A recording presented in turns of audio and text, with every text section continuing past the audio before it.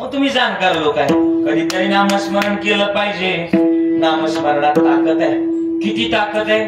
महाराज म्हणले जळतील पापे जन्मांतरीची. मग जन्मांतरीची पाप जळायच्यात ना, कधीतरी नामस्मरण केलं पाहिजे. का नामस्मरण केलं पाहिजे?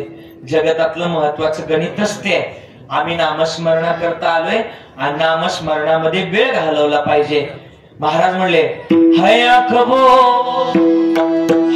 कबो जो शाम का दर्शन किया करे, है शिष्य जो प्रभु चरण में बंधन किया करे, बेकार जो मुख है जो रहे व्यर्थ बातों में, मुख होए जो हरि नाम का सुमिरन किया करे, हीरे मोती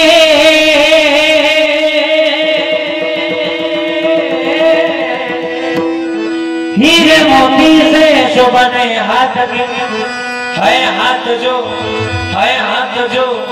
जो प्रभु चरण में वंदन किया करे, ऐसी लागी लगन वो मेरा हो गई मगन, वो तो गली गली हरि गुण गाने लगे. असा भाव आणि असा प्रेम असावा. मग भावानं आणि प्रेमानं देव मिळतो. मग आम्ही का लावला पाहिजे? बऱ्याचदा देव आपल्या जवळ आहे पण आपण त्याला मिळवत नाही. एक पेशंट आहे ना, डॉक्टरांच्या कॅबिन मध्ये आला. मी त्या दिवशी का कॅबिन मध्ये गेलो होतो, डॉक्टरांच्या बसलो. बऱ्याच वेळा आमच्या चर्चा रंगल्या आणि गप्पा रंगल्यानंतर त्या पेशंटनं डॉक्टरांना काही प्रश्न विचारले. म्हणजे डॉक्टर साहेब 3 महिने झाले माझ्या लग्नाला, म्हणजे माझ्या नाही पेशंटच्या, असं ते त्यांना सांगत होतं. म्हणजे 3 महिने झाले माझ्या लग्नाला, पण 3 दिवसापासून माझ्या बायकोला काय ऐकायला येणार. डॉक्टर म्हणले कानात धुमड्या वाजवत. डॉक्टर म्हणले कानात जी स्टेटस्कॉपी घालतात त्या स्टेटस्कॉपीच्या माध्यमातून सांगता येऊ शकतं की तुझ्या बायकोला ताप असेल किंवा डोकंदुखी असल्या गोष्टी तर सांगता येऊ शकतात. पण आता तुझी बायको घरी, मी तर दवाखान्यात, मला कसं सांगता येईल की तुझ्या बायकोला किती फुटावून ऐकायला येते किती फुटावून येत नाही? तू एक काम कर, घरी जा आणि बायकोला विशिष्ट अंतरावरून हाक मारून पहा, म्हणजे आपल्याला कळेल की रेंज कुठं नाही आणि टावर कुठं लावायचं एवढं आपल्या डोक्यात आहे. ते घरी गेलं आणि बायकोला 50 फुटावून हाक मारली. आग ऐकलं का? इकडे बघा, इकडे बघा. आग ऐकलं का? काय केली भाजी? आतून काहीच उत्तर आलं याला वाटलं बायकोला 50 फुटावून ऐकायला येत. बोला ना. बायकोला 50 फुटावून ऐकायला येत नाही. यानं 50 फुटाचा दरवाजा सोडला, 30 फुटावर आलं. ऐकतात ना तुम्ही सगळेजण? ऐका. 30 फुटावर आलं, हाक मारली. अगं ऐकलं का? काय केली भाजी? आतून पुन्हा नो रिप्लाय. याला वाटलं बायकोला 30 फुटावून ऐकायला येत नाही. यानं 30 फुटाचा दरवाजा सोडला, 15 फुटावर आलं, हाक मारली. अगं ऐकलं का?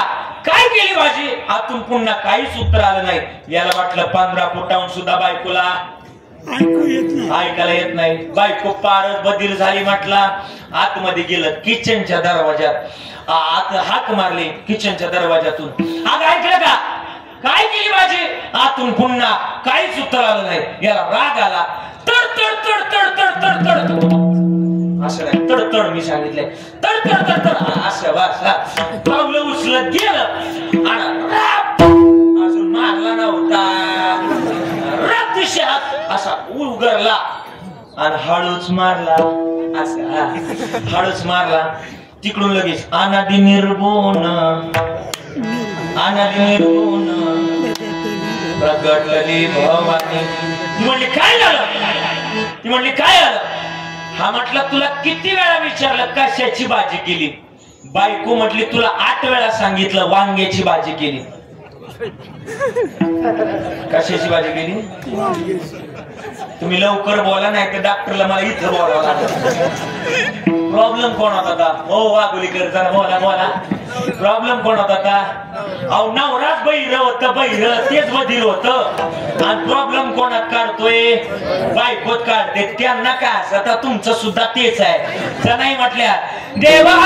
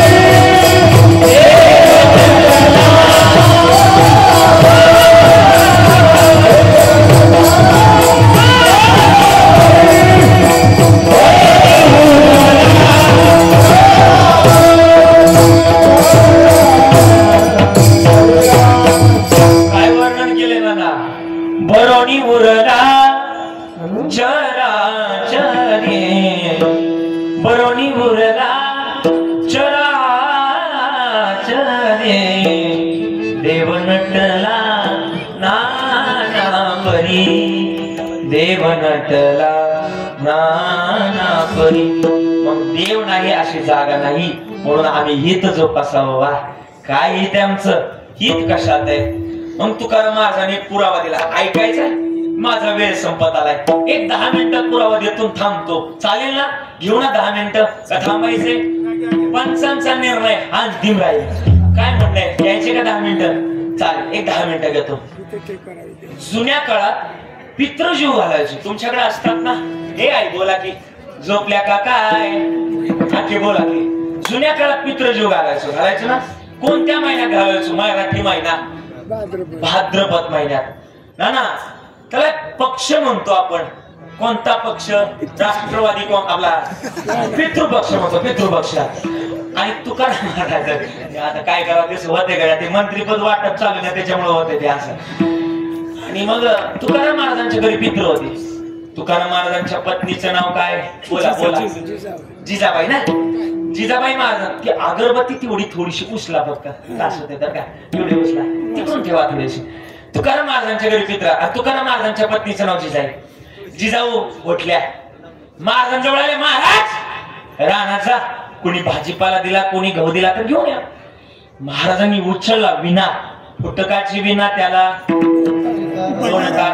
आणि टाळ कशाची होती ना दगडाची टाळ आपल्यासारखे होते वय पंढरपूरचे काशाचे नाही नाही किती गोड म्हणायचे तुकोबाची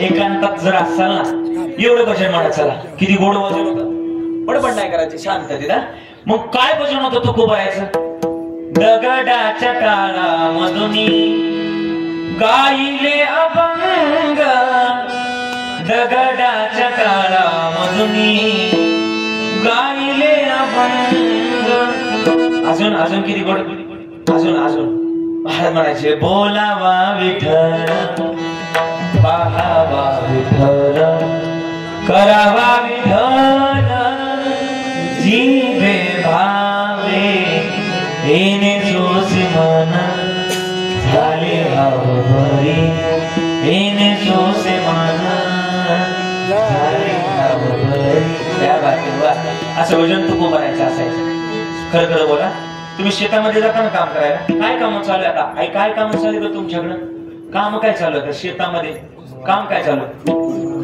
खुरपणी चालू आहे ना का ऊस तोड चालू आहे ऊस तोड आहे तुम्ही थोडं जाताय मला माहिती आहे हा खोटं कशाला बोलता मला जसं काय माहितीच नाही तुमच्याकडचं काय खुरपणी चालू आहे ना खुरपायला जातात हे जात आहे खरं खरं बोला तुम्हाला पांडुरंगाची शपथ आहे थोडं थोडं खरं बोलायचं खरं खरं बोलायचं खुरपायला गेल्यानंतर तुम्ही देवाचं भजन करता का लोकांची कुटाने करता शपथ आहे खरं खरं खरं खरं बोलायचं पांडुरंगाची शपथ आहे तुम्ही देवाचं भजन करत नाही म्हटल्या त्या धन्य माता पिता अख्खा महाराष्ट्र विंडो पण मला खरं बोलणार गाव आज भेटलं खरं खरं हा वा वा पण माझं म्हणणं आहे बरं काय ऐक ना तुम्ही ज्यावेळेस कधीतरी एकांतात जेव्हा शेतात जाताल ना कधीतरी ना भजन करा मला वाटतं तुम्ही जर भजन केलं ना शेतामध्ये एकांतात सावता महाराजांसारखा देव सुद्धा तुम्हाला सुद्धा खुरपू लागायला आल्याशिवाय राहणार एवढं काय हे करायची गरज आहे लोकांचं कुठं जर करत बसलं तर नाही मग ते कामही होत नाही आणि तो माणूस मागे पडतो. लोकांचं भजन ऐका ना, लोकांचं भजन करण्यापेक्षा देवाचं भजन केलं कधी चांगलंच. करावं माणसानं भजन. तुकोबाराय भजन करत चालले. जुन्या काळात आहे ना, तुम्ही शेतामध्ये जायच्या. आई तुला विचारतो बरं काय, आज तुला विचारतो, शेतामध्ये तुम्ही जायच्या जुन्या काळात. आता हे उसण ते आता आलं, पण शेतामध्ये गेल्यानंतर तुम्ही एक गोल रिंगण आखायचे मोठं, त्यावर तुम्ही पाणी मारायच्या. पाणी मारलं का तुमचा मालक त्याच्यावर बैल फिरवायची, ती जागा कडक करून घ्यायची.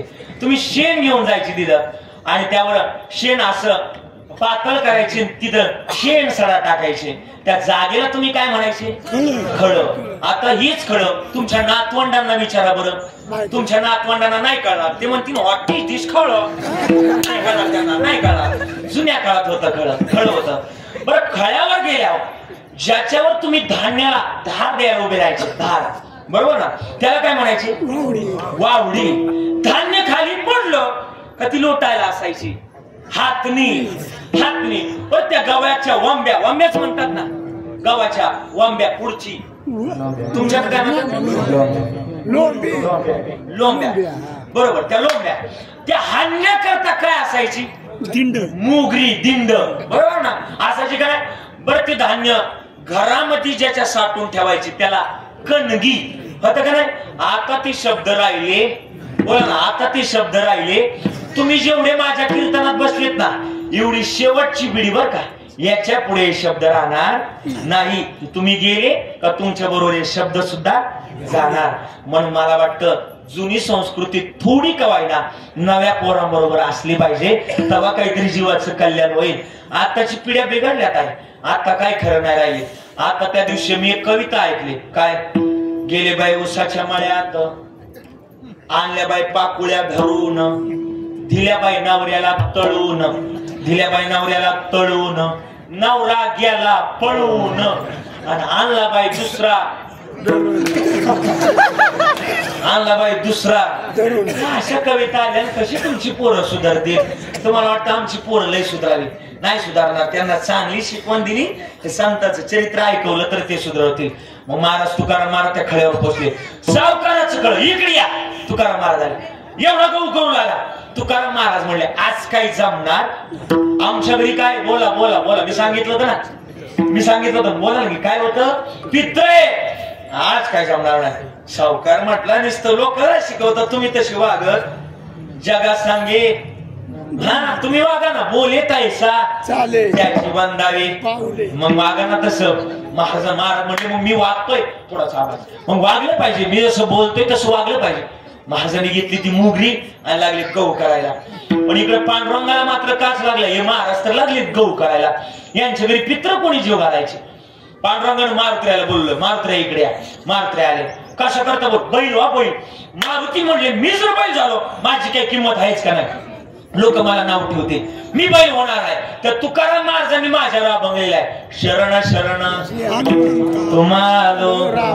आणि एवढंच नाही तर भक्तीच्या वाटा मला विचारल्या, काय भक्तीच्या त्या मज दावाव्या. मी बैल होणार नाही, माझी ती पात्रता नाही, पण बैल व्हायचे कोणा करता, तर पांडुरंग म्हणले तुकाराम महाराजांकरता बैल व्हायचे.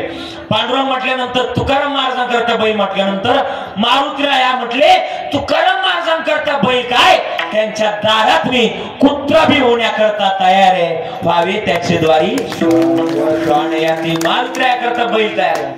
आता बैलगाडीला किती बैल असतात, म्हणजे बोल की किती बैल असतात, चार असतात का, दोन असतात का, बरं हा दोन. हा एक बैल तयार केला मारुतीराया, कोणता बोला, कोणता तयार केला, मारुतीराया. आणि दुसरा बैल केला हनुमंतराय.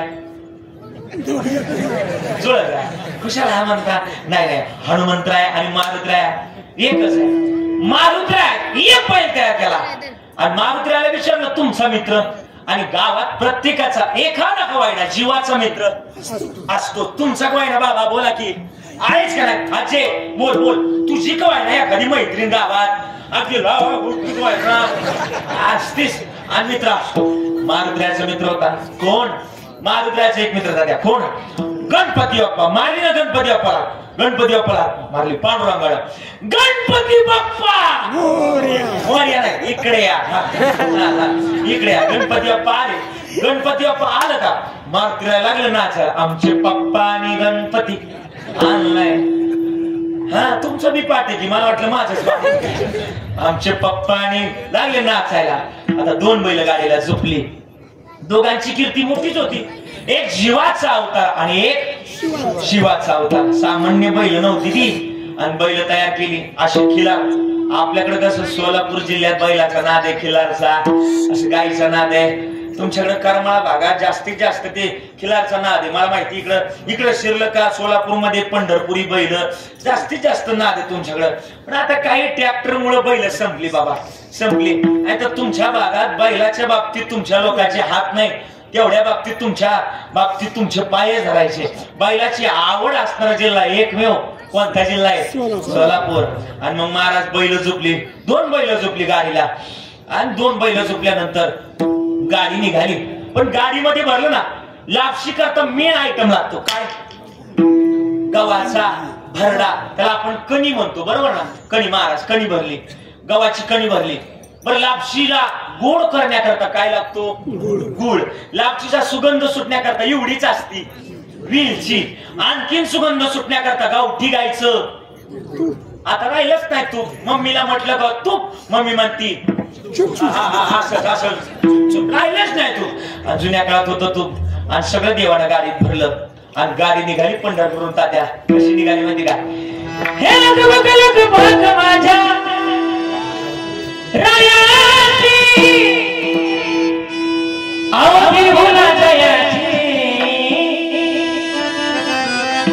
गाडी मंगलाची आई विठोबा रायाची करुणी तयारी गणपती बाप्पा गाडी हाकतोय पुढं. आवड मला देहुला हो जायाची, आवड मला देहुला हो जायाची. तुकोबराया गायाची गाडी मंगलाची आई विठोबा रायाची. अशी गाडी आली.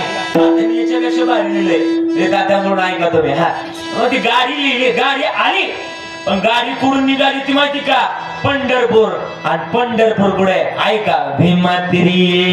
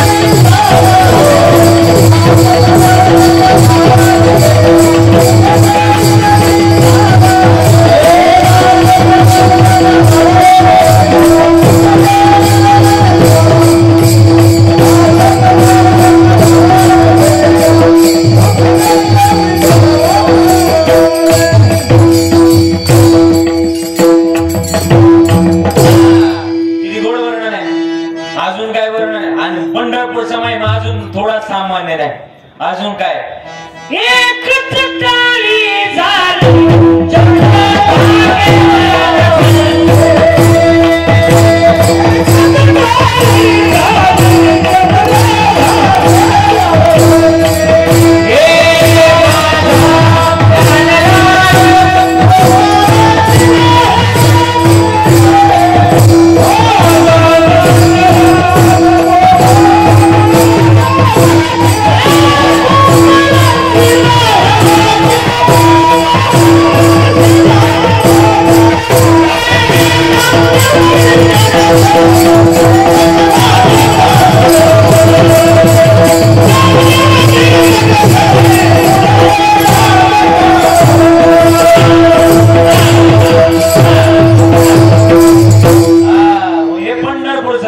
पंढरपुरातून गाडी निघाली आणि गाडीला जायचं पुढे होतं वाघुळीला.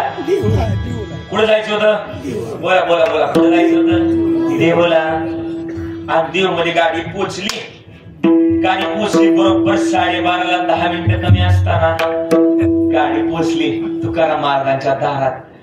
जिजाई बाहेर या. जिजाई बाहेर आल्या. जिजाई बाहेर आल्या.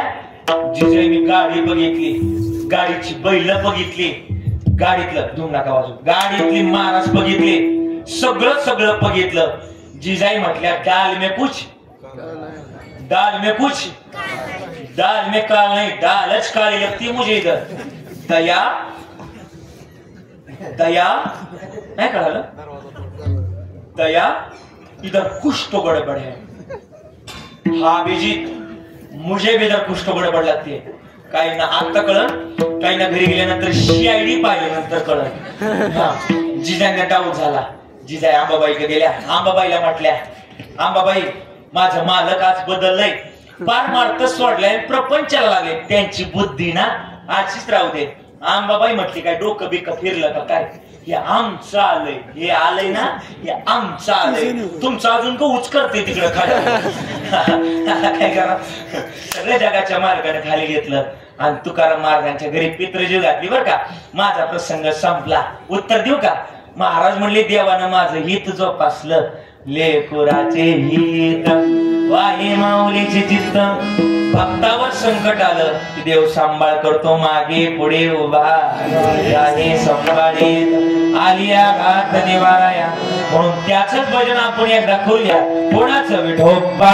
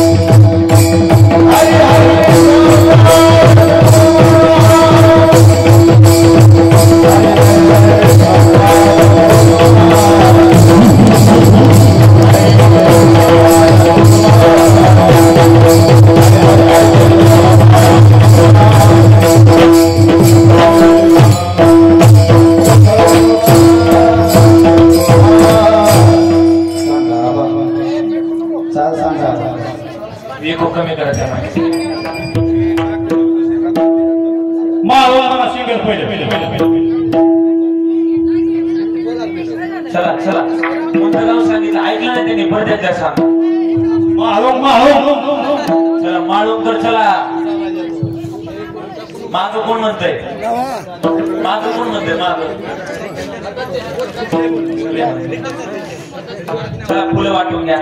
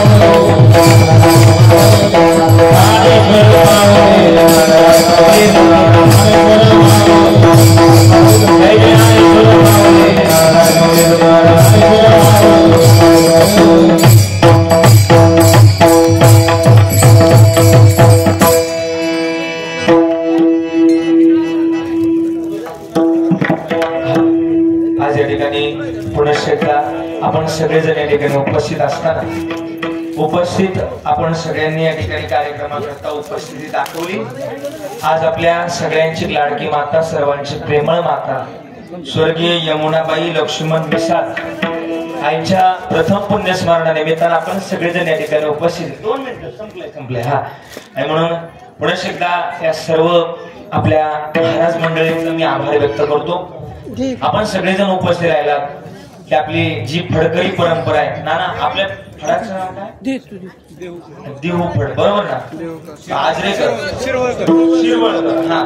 तर जी शिरवळकर जी परंपरा आहे ती जोपासण्याचं काम गोड पद्धतीने आपण सगळेजण करताय। गोड चाली गायल्या आणि अशा गोड चालींचा ठेवा तुमच्याकडे आहे, द्यावे तेवढे धन्यवाद। सगळे पुनश्च समोर तुम्ही सगळे बरं का उन्हात उभे राहून का होईना साथ दिली बरं का। तुम्हाला सगळ्यांचे कौतुक आहे, आभार आहे। 2-3 मृदुंगाचार्य आमचे तात्या आहेत, हरिभाऊ दादा आहे, सगळ्यांचं कौतुक रे। आज या ठिकाणी बोलण्याची संधी प्राप्त झाली। पुनश्च एकदा झालेली सेवा आईच्या चरणावर समर्पित करतोय। गेल्या 2-2.5 तासामध्ये माझ्याकडून काही चुकीचा अपशब्द गेला असेल बरं काय, तुम्हाला त्रास दिला जास्त, आई केलं, आजी केलं, मला सवय थोडीशी बोलण्याची। काही चुकलं असेल ना, ज्यांना एक मुलगा असेल तर त्यांनी दुसरा म्हणून मला माफ करा, किंवा एक नातू असेल त्यांनी दुसरा म्हणून माफ करा। ज्यांना एक मुलगा किंवा एक नातू असेल त्यांनी दुसरा म्हणून माफ करा, ज्यांना 2 आहे त्यांनी तिसरा म्हणून माफ करा, ज्यांना 3 आहे त्यांनी चौथा म्हणून माफ करा, आणि ज्यांना एकही नाही त्यांनी प्रॉपर्टीची कागद माझ्याकडे घेऊन या। नाही त्याची काही गरज नाही। हे जेवढे उभे दिसत आहेत ना हे कमी नाही, हे ज्याच्या गळ्यात आहे ना त्याला कधीच कमी समजायचं नाही का। यांच्या बापाच्या दारातच सोन्याचा पिंपळ आहे, आळंदीला जाऊन बघा, जयाची द्वारी सोन्याचा पिंपळ। आणि म्हणून जास्त बोलण्याच्या ठिकाणी थांबण्याचा प्रयत्न करतोय। शेवटची चाल भैरवी होणार आहे आणि खरं तर ते गोड असे आपण श्रवण करणार आहोत। माझ्या वाणीला या ठिकाणी पूर्ण विराम देतोय, चाल होईल त्यानंतर भजन होईल। तुकाराम तुकाराम